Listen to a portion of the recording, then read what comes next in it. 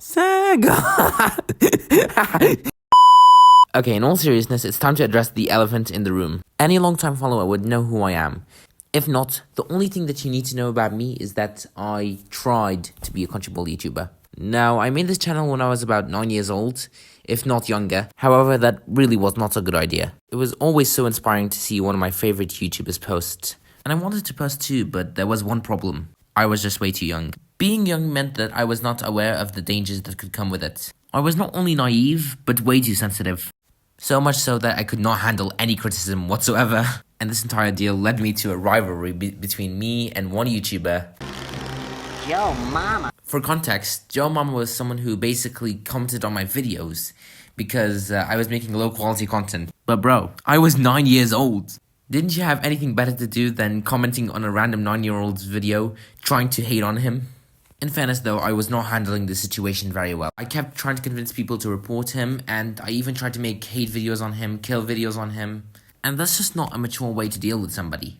However, this is not the only danger I was exposed to. So what else is there? It's time to talk about the subbots.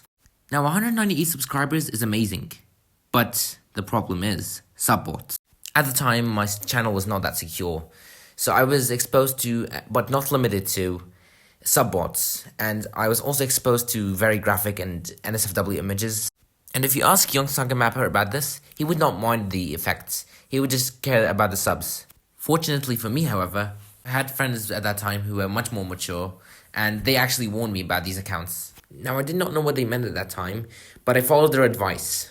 Even then, it was terrible. I was scrolling through some of my old videos, and I noticed that there was one video that was removed, by the way. Some of the content showed a playlist titled XXX Movies.